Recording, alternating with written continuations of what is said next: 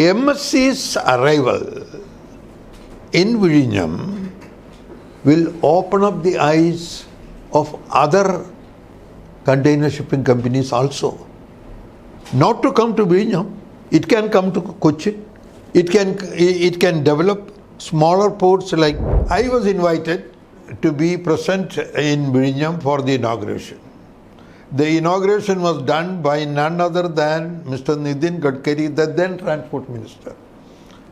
And openly he said, I am rather surprised that Mr. Gautam Adani has decided to make an investment in Vizhinjam, because he was aware. Who would go to Vizhinjam 10 years ago? Nobody will buy even land. And if you go and try to find some area of land, the price would have gone up very much. Who gets the benefit of that? State gets the benefit. The problem in Vizhinjam now is that they are overshooting the capacity. The port was designed to have only 1 million TEU capacity. 50% more is being handled, 1.6 million TEU. And that too in 18 months' time. So therefore, MSC is ready to bring cargo, but there is no space. Who will worry more with the development of Vizhinjam? Not Vallarvadam, not any other Indian port, but Colombo. As I mentioned, 70% of India's cargo getting transshipped in Colombo. And when a container terminal like Vizhinjam comes up with the most modern methods of handling, highly efficient performance, upgrade the technological upgradation far ahead of Colombo, they will have the heartburn.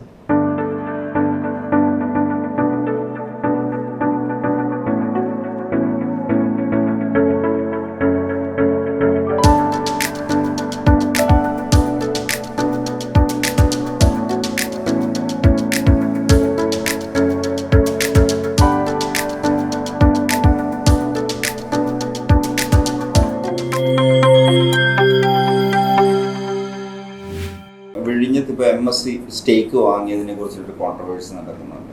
അപ്പോൾ actual ഈ MSC വരുന്നത് കേരളത്തിന് നല്ലതാണോ അതോ അവർ എന്താ ഇത് monopoly ചെയ്യാൻ പോകുന്നതാണ്, അത് ദോഷമാണെന്ന് പറയുന്നത്, അതിനകത്ത് എന്തെങ്കിലും കാര്യമുണ്ടോ?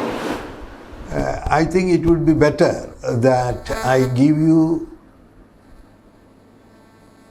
a detailed background of how Adani ports came into Vizhinjam for development of Vizhinjam port. I had written 3 articles on Vizhinjam, got it published in the Business Line. And in all these articles, one key factor was that when advertisement was given twice, there was no response from anyone to make an investment in Vizhinjam. You mean to tender?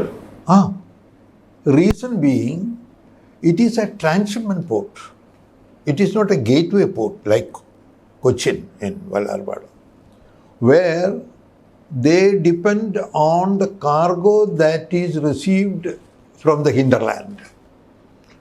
In Vizhinjam, it is entirely dependent on the transshipment cargo. That means cargo which is coming from other places, other countries in the world, in mother vessels, getting it discharged, then it is transferred by feeder vessels to small ports in different countries.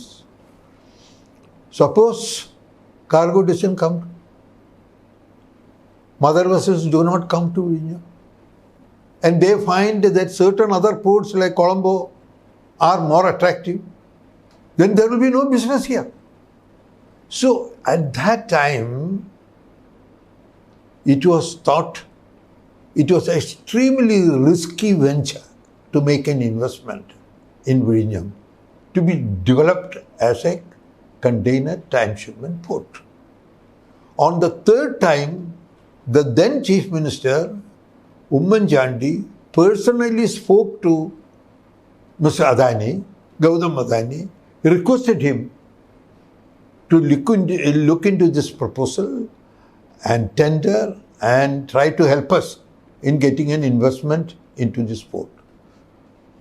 Whether happily or reluctantly, I should think reluctantly only he agreed to make an investment in Vizhinjam. I was invited to be present in Vizhinjam for the inauguration. The inauguration was done by none other than Mr. Nitin Gadkari, the then Transport Minister. And openly he said, I am rather surprised that Mr. Gautam Adani has decided to make an investment in Vizhinjam, because he was aware of the risks involved in developing a transshipment port. Now, all that is the past history. Your question is, MSC coming to Vizhinjam as part of Adani ports, is it beneficial or helpful for Kerala's economic development, even India's economic development on a larger scale? My answer is certainly, for 2-3 reasons.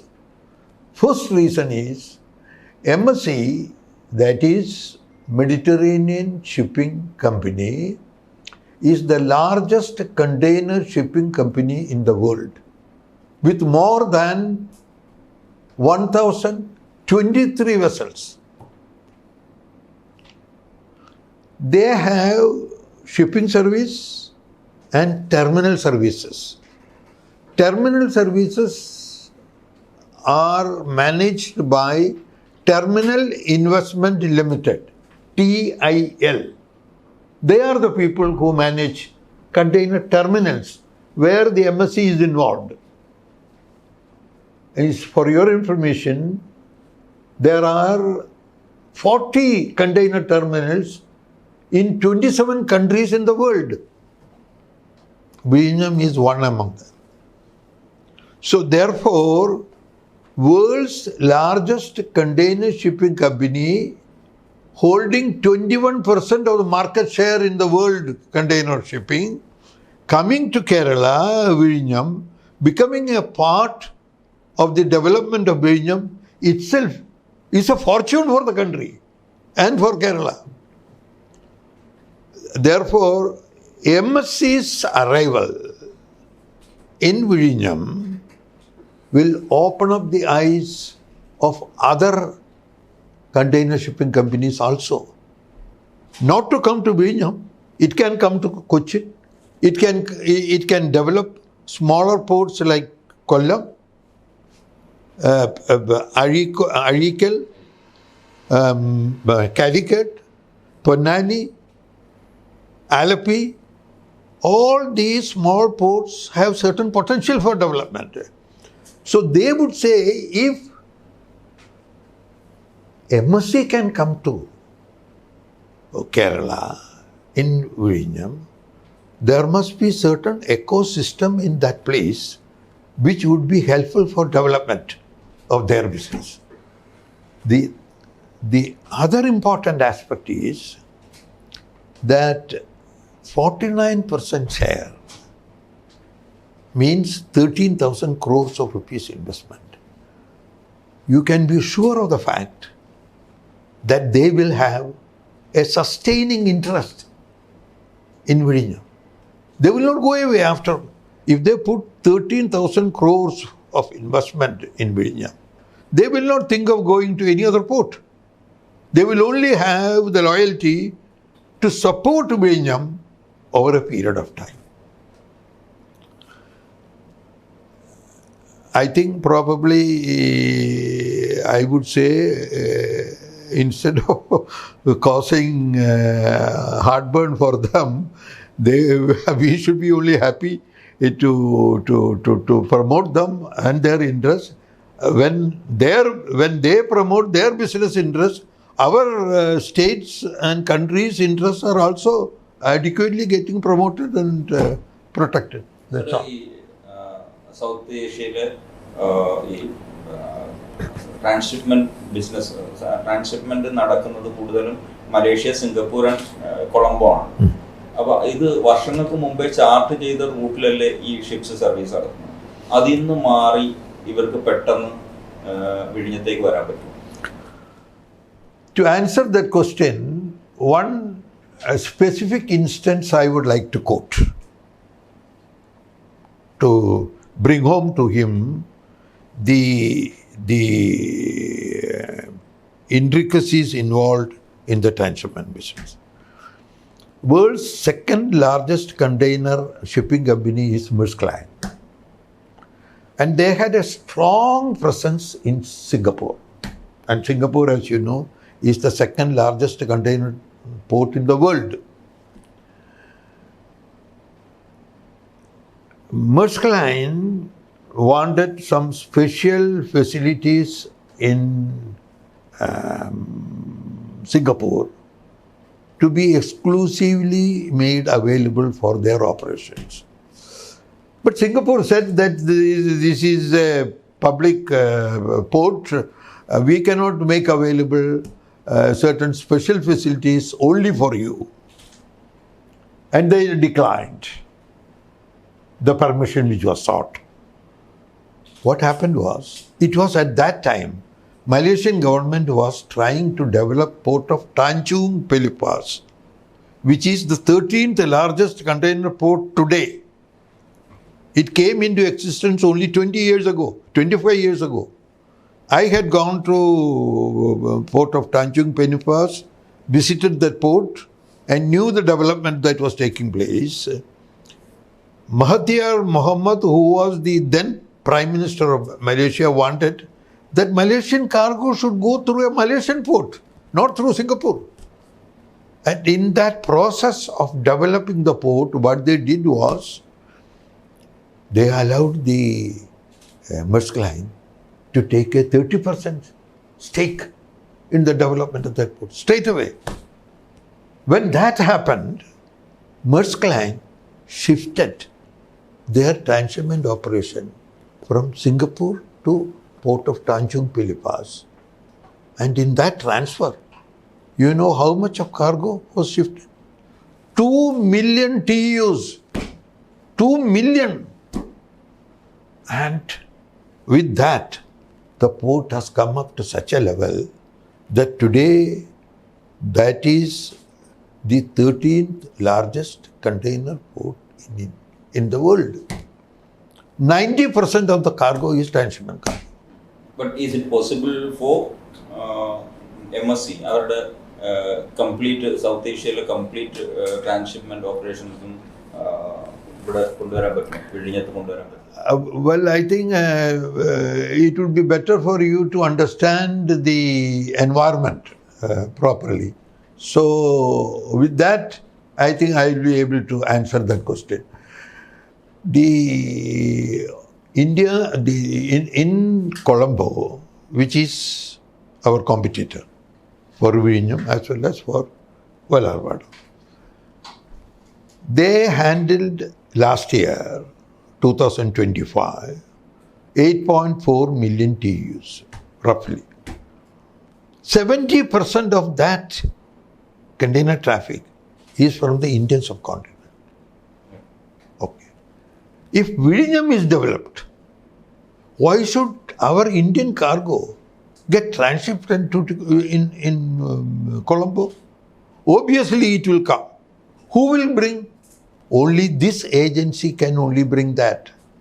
They have the ships, they have huge vessels. 24,346 is the one MSC Arena, which has come to Vizhinjam recently. They will decide, no, we will not go to Colombo. The Vizhinjam port is providing us with adequate facilities, and we will continue to maintain the traffic, maybe even more.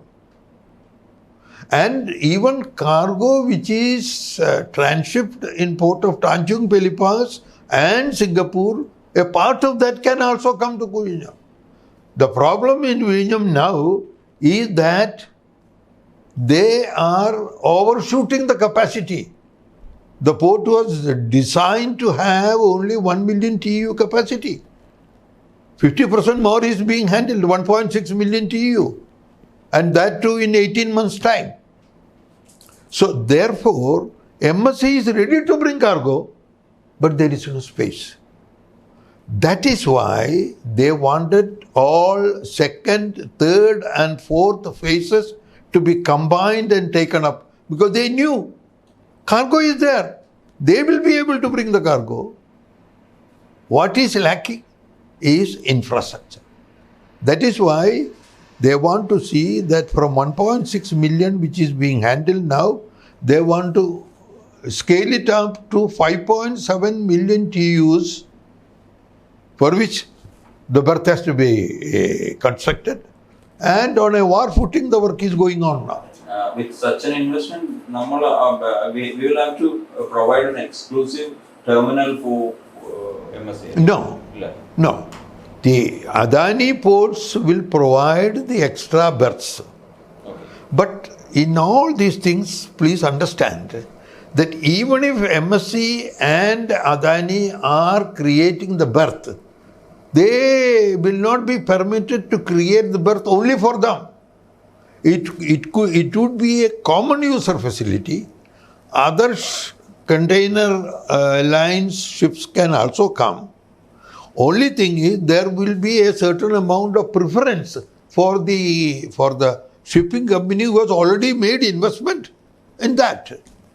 Now, for example, take a port of Tanjung Pelepas in Malaysia. 30% stake is there by the Maersk Line. Does it mean only Maersk Line vessel will be taken? No. Vessels of all shipping companies are permitted. But there may be a certain degree of priority when their vessels come and they have more berths. If they have 6 berths, 1 berth may be reserved for them. All other berths will be for other shipping companies. And during the last 25 years of their existence and operation, there has been no complaint at all saying that other lines have been discriminated in this manner. Same thing would continue with Vizhinjam also. The argument here is that we have set up a port and we are claiming that this is the biggest FDI into Kerala. Now those opponents are saying that, look, what has Kerala benefited? The entire money has gone to Adani. How do you react to that? Because Kerala government hasn't got anything. See, Kerala government has made an investment to the tune of about 5,500 crores. And Adanis have made an investment to the tune of about 2,400 or 500,000 crores. 2,500 crores. So your question is that when Kerala government has made an investment to that level, the return that is coming is small. Yes, it is small. The return is only going to Adani. No. Adani, during the last 16 months of its operation, 18 months of its operation, Adani has got approximately 600 crores. And Kerala government has got about 80 crores or so.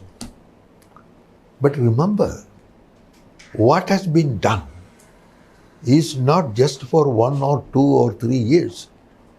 It is an investment in the infrastructure. The life of that infrastructure is almost 100 years and more. It is going to be a continuing affair. Maybe in the first 2, 3, 4 years, enough return may not be there. But it will come over a period of time. And the difference that you find between a port and any other industrial investment is that in the industrial investment, development will be concentrated or limited to that industry only. When you make an investment in the port, the difference is that it has a spin-off effect. In economics we say spin-off effect, which means You created infrastructure. The benefit of that outflows into different areas. You need to have trucks. You need to have supporting facilities. You need to have a lot of supporting infrastructure like cranes, tugs, other associated infrastructure to allow the port to work efficiently. From all these activities, what about the increase in the land value? Who would go to Vizhinjam 10 years ago? Nobody will buy even land.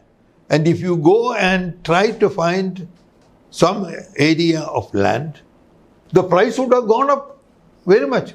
Who gets the benefit of that? State gets the benefit.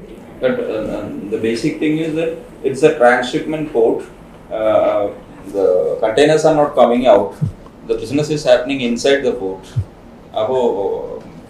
What is the benefit for the state? But there is no road, no rail connectivity. All these things cannot be created within 1 year or 2 years' time. These are all time-consuming infrastructure facilities to be created for generations to sustain. It is said that port infrastructure, according to World Bank assessment, is about 100 years. You construct you construct a berth. The benefit of that goes for 3 generations. So therefore, initially, the state may not be able to gain much. But it is sowing the seeds for beneficial development of the state in many other ways also. As I mentioned, if MSC can come to a port like Vizhinjam and make it as a attractive port for transshipment, what will other shipping companies will think? Second largest is Maersk Line. Third largest is CMA CGM, French line. Fourth is COSCO, Chinese line. Fifth is Hapag-Lloyd, German line. And then sixth is Evergreen, Taiwan. All these people think, I think, we must try to see whether we can get into any other port in Kerala and try to develop it. And we have small ports. 18 ports are there in Kerala, non-major ports. 1 major port, Cochin. 17 other non-major ports are there. Opportunities are there for the state to develop all these things. So, once a major pathway is created, then it is possible to create sideways into that. So the talk is all about the 13,000 crore that is coming in with the MSC. So what else are they bringing in terms of expertise, in terms of any other know-how? What else is MSC capable of bringing into Vizhinjam port? Apart from the investment, MSC basically is a container line. They have 2 specialized operations. One is transportation of containers from one destination to the other. That is what essentially they are doing. They have now expanded their operation by taking terminals also for management, for which there is a special arm, Terminal Investment Limited, which I mentioned. There are 40 terminals in the world, in 27 countries of the world. So these 2 are the special areas where they concentrate. Now, in addition to this, what they do, they have terminals all over the world. They will find the best technological development that would suit Vizhinjam, bring it over and improve the efficiency of the port operations. I had gone to Vizhinjam about 3 months ago. And as a person who spent more than 30 years in different ports in India and also visited 36 ports in 26 countries in the world, I was surprised that in Vinam I found, like in your editorial room with so many of your journalist experts who are working. It's a big hall, control center where graduates, fresh graduates, physics graduates, chemistry graduates, trained for a period of 6 months. They are all working there, operating the cranes, yard cranes, ship cranes. You will not find on the yard any driver. They are operating. That is semi-automated operation. In Rotterdam, which is the largest port in Europe, you will not find anyone on the wharf. Hardly anyone walking. All are completely automated. In Vizhinjam, a container to be lifted from the ship and bring it over to the wharf, that is being done by key crane and the driver is there. But in other world ports, even that is also automated. And I was told that in the next 1 year's time, they would automate the other one also, so that that operation also would be. And now that MSC is coming in, they have the expertise of having run the terminals in 40 terminals into 27 countries. The best example or model, they will be able to bring it over. That is the advantage. Efficiency in handling, most effective and technologically sustainable development model can be brought to Vizhinjam to improve the performance.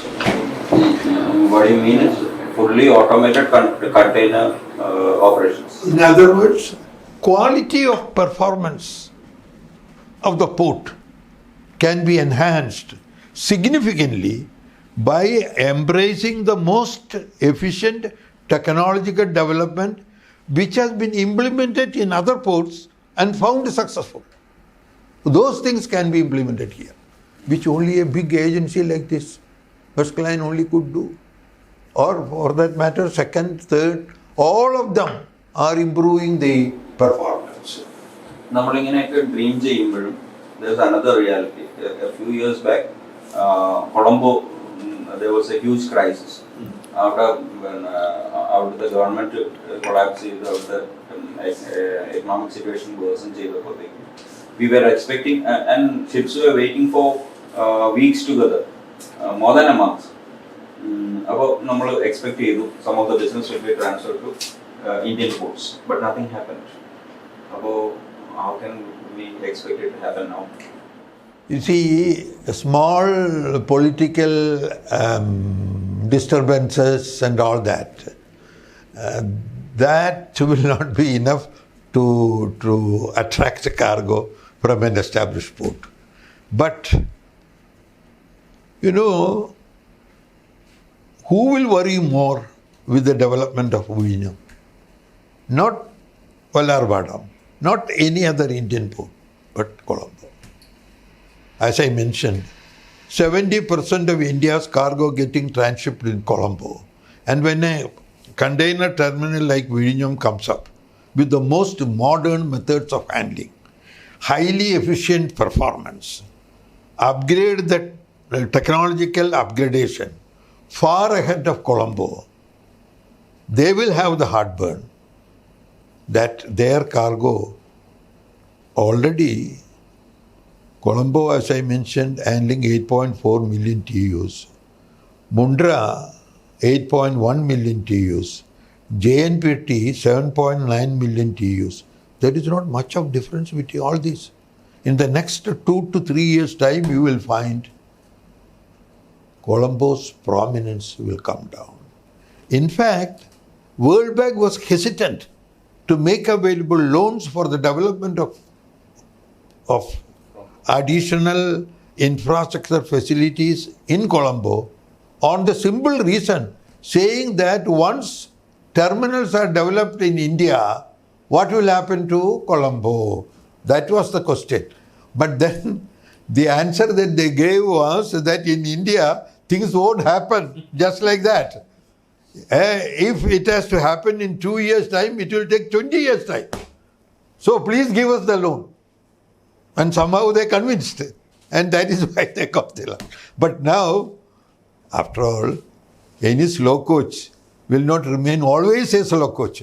At some time they will say, oh, all these people are running. Why not I also try to run? And we are improving from that. Will they try any other tactics like reducing the price to make themselves competitive? When I visited Vizhinjam and I asked them, is your marketing technique based on tariff comparison? And I was surprised.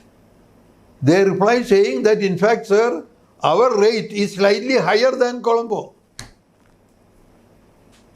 But they decided to come in knowing fully well this is a new port, no baggage or legacy. Colombo has been a port years ago, so it has accumulated certain unhealthy practices over a period of time. Nothing like that in Vizhinjam. It is a green port where new traditions, new methods, new sophisticated operations, and ideal and fertile ground for implementing and experimenting good methods for cargo handling operations. So therefore, they decided that it would be in their interest, long-term interest, to be in Vizhinjam. Over a period of time, according to me, Colombo's prominence will diminish. That is bound to happen. Sir, another doubt. What kind of benefit is MSC expecting? അതായത് നമ്മൾ ഈ port ഓപ്പറേഷൻസിന് അദാനിക്ക് ലീസിന് കൊടുത്തത്. ആ lease company ആ കമ്പനിയിലാണ് ഇപ്പോൾ 49% share വന്നത്. This lease period is around 40 years. 40 years. So they will have to go after 40 years, maybe extending. But for this 40 years, how can they make such a huge investment, and will it be able to gain profit from this during this short time? The simple statistics which I have given you already. In 18 months' time, MSC has a revenue of 600 crores. And mind you, how much they have handled? Hardly 2 million TEUs. If 5.7 million TEUs are to be handled, what would be their profit? In 2 to 3 years' time. By December 2028, which means in another 2 years' time, 2.5 years' time, if they can reach 5.7 million, what would be the revenue that they would be getting? Huge.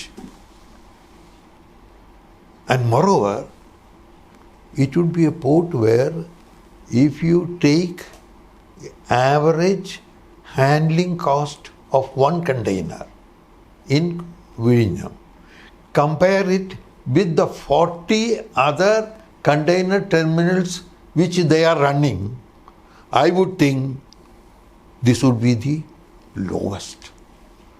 Such a statistics, I am sure they would have done it, but they would not release it to us. It will be a trade secret for them. Very much will be on the lower side. And therefore, the profitability will be very high. You know, world's largest container shipping line, Maersk Line, their market capital is roughly $50 billion. and such. അതൊരു സംശയം വന്നത്, people are saying that when MSC, which is a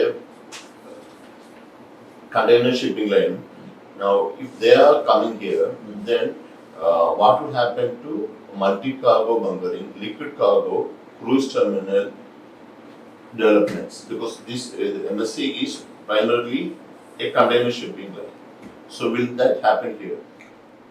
As far as bunkering is concerned, you need only to have a berth. Pipelines will be connected, and bunker means oil that is used for ships. It will be connected and they will get it. The question is that will they leverage their investment to direct their own specific base No. of expansion? As I said, it will be a common user facility where other ships can come, take bunker and go away, take water, go away, come alongside the berth and do crew change, for example.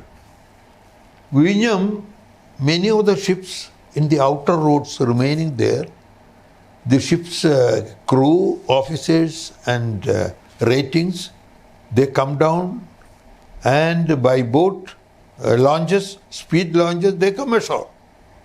But now, with the berth getting ready, all these ships, MSC's ships, other ships, they may not handle container cargo, but they will come, remain for about 10 hours, 5 hours, 6 hours, do the crew change and get back.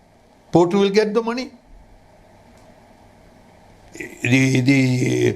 Whether it is 10 people signing off and 10 people signing on, that is not the basis for the port. If the ship is coming, the size of the ship and the length of the area which they occupy at berth, these are the basis on which charges are made. So all these associated facilities and services could be done at that port, for which MSC will have no objection to doing that, or even Adani's. That is part of the agreement. So you spoke about Maersk asking for preferences in Malaysia. So what are those preferences? No, preference is basically this. There are 5 berths are there, let us say, in port of Tanjung Belipas in Malaysia. 5 vessels are waiting. Maersk Line vessel is also waiting. So they will say, look here, we have invested so much of money in your port. At least out of 5, 1 berth we may be given priority berthing. What is wrong with that? If they do not even get that, what is the interest that they have in making an investment? And that. But one thing, if other vessels, container lines vessels are not given berth, then it is a different matter. That is why in most of the agreements which are entered into, make it a point that it would be basically a common user facility with certain special consideration to be given for those for the agency which has made the investment in the port. You didn't ask 1 or 2 other questions which I expected you would ask. I can ask the question on your behalf to myself and I will give the answer. What is that? One is,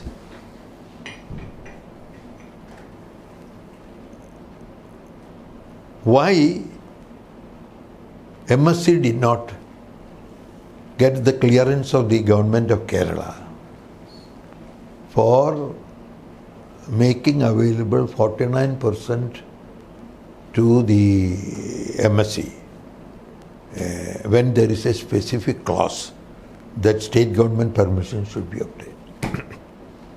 The answer to that is,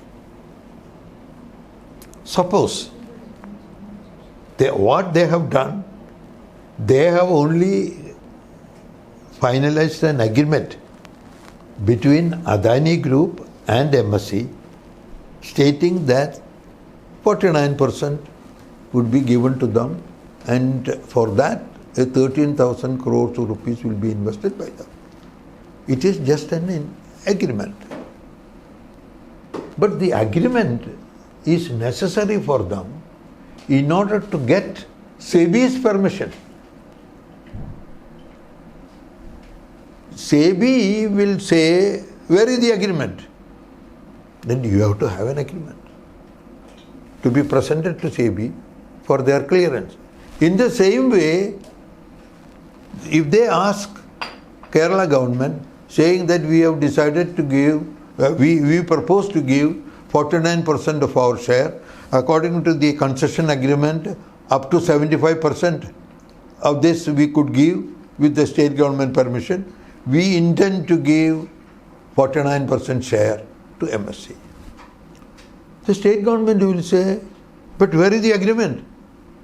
Have you entered into an agreement? Where is the document to show that they are ready to accept or they are ready to make an investment to the tune of 13,000 crores representing 49% of the share? All that. So after that agreement is signed, they have now approached the state government saying that necessary permission. My own reading of the situation is, it is more of a, what I would say, politics which have come into play. Maybe because now the present government is getting thumb up, saying that it is coming 13,000 crores of investment is coming to the. So the previous government would have thought probably this is not something which we are happy about, and bring up issues like this. According to me, it's a procedural. You cannot even say flaw. The chief executive of Adani Ports and Special Economic Zone, Ashwini Gupta, has given a statement in the press. ണകരമ has reported that, saying that we have applied to the government of Kerala to give us the necessary permission, and we can apply only when there is a document to show that we have reached that. Before that, how can we approach? But here the concern is raised by the CM himself. This is basically anticipating that this would be the question that they would ask, because they wanted to see that the present government is in the dock in some way or the other, and therefore these are some of the things. But according to me, is very small.